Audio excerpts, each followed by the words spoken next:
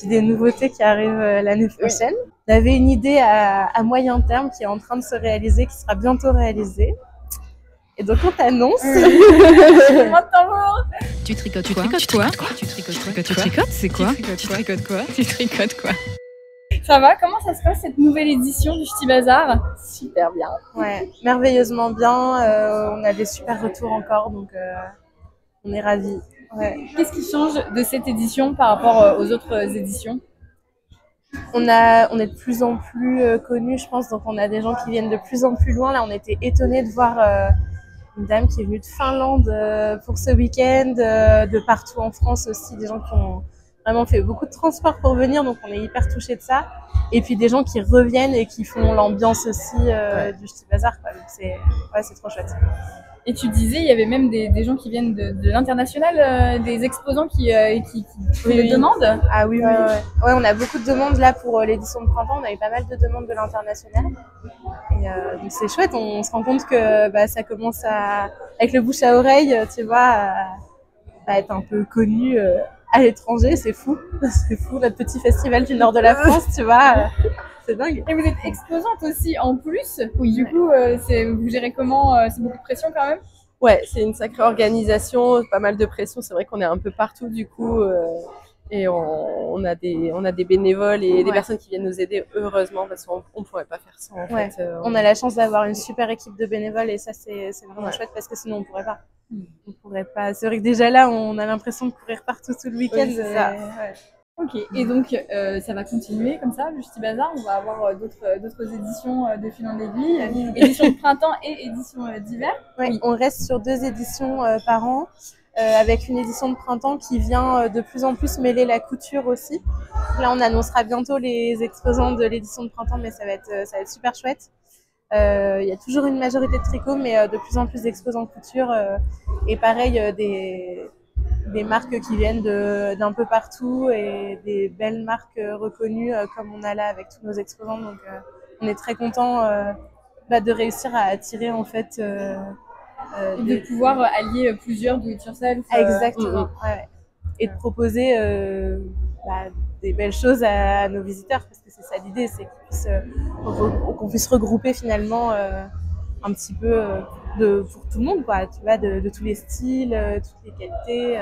J'ai aussi entendu des gens qui disaient que ça restait quand même, parce qu'il y a quand même beaucoup d'exposants, mais que ça restait à taille humaine. On sentait que c'est une volonté, ça, de garder, de pas devenir vraiment.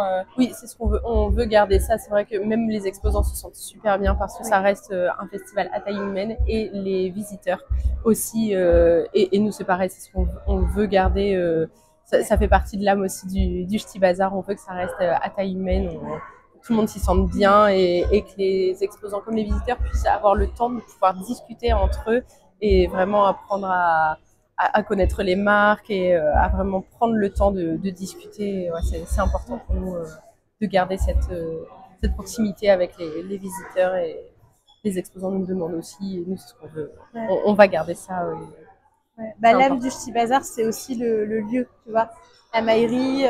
Le fait que ce soit super convivial avec les restos à côté, de quoi se poser, tricoter, pas juste venir faire son marché de laine, on en a déjà parlé plusieurs fois, mais c'est vrai que nous, on veut garder absolument cette âme-là. Et du coup, nous, on est contraints par le lieu en termes de place, et c'est très bien, parce que ça nous oblige à rester à taille humaine. Je pense qu'on est... Il n'y a pas beaucoup de festivals comme le Ch'ti Bazar, parce qu'on est plus taille intermédiaire, finalement, tu vois, c'est pas un tout petit festival. Et c'est pas non plus un CSF, quoi. Et c'est très bien. Je pense que c'est pour ça que les gens reviennent. Et puis encore cette fois, un petit coin pour des gens juste se poser parce qu'ils savent que de toute façon ils sont là pour la journée. Donc voir le week-end. Enfin, là, hier, c'est quand même incroyable. On a privatisé ce restaurant hier. On avait 150 personnes pour... 150 tricoteuses attablées. C'est incroyable, quoi, de se dire que on a privatisé un grand resto pour du tricot, pour une soirée tricot. Mais même le Brickhouse est surpris, en fait. Ils ne s'attendaient pas à avoir autant d'engouement pour ce peu moins. Les premières années. Oui, ça ramène du monde. Donc on continue avec 2 éditions par an et puis des nouveautés qui arrivent l'année prochaine. C'est quoi? Est-ce qu'on peut déjà annoncer? Il y a des choses qui se préparent ou des choses qui sont confirmées? Des choses qui sont en finalisation et qu'on peut annoncer. Un gros projet, puisque l'idée du Ch'ti Bazar, ça a toujours été de créer du lien, tu vois, entre les gens qui se connaissent principalement sur les réseaux sociaux finalement, et là on peut se retrouver et avoir quelque chose de convivial. Et on a toujours essayé de faire vivre le Ch'ti Bazar un peu toute l'année en organisant des rencontres tricot, qu'elle était déjà venue, une chasse aux œufs pour Pâques, les week-ends, enfin voilà. On a essayé de faire plein de choses et on avait une idée à moyen terme qui est en train de se réaliser, qui sera bientôt réalisée. Et donc on t'annonce qu'en 2025, elle va ouvrir une boutique Ch'ti Bazar toute l'année à l'Anversar. D'accord. À la place d'une mercerie qui existe déjà, qui s'appelle Merceries et qui ferme, qui cherche un repreneur.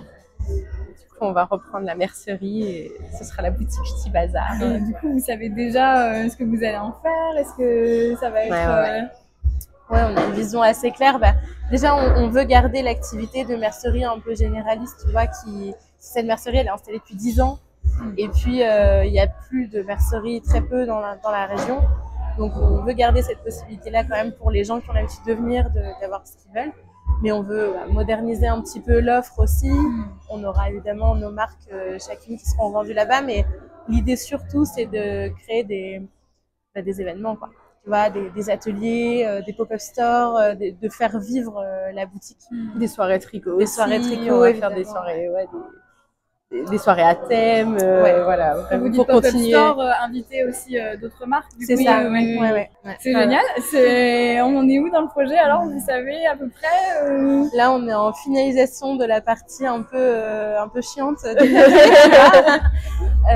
Mais dans l'idée, on aimerait ouvrir, soyons réalistes, fin janvier.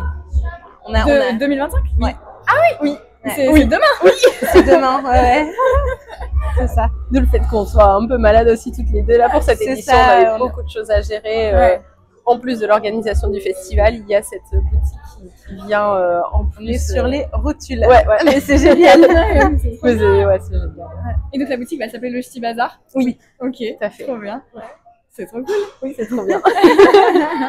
C'est une belle concrétisation du projet qu'on avait en tête dès le début aussi. Ouais. Bon, après, c'était un projet c'était un rêve.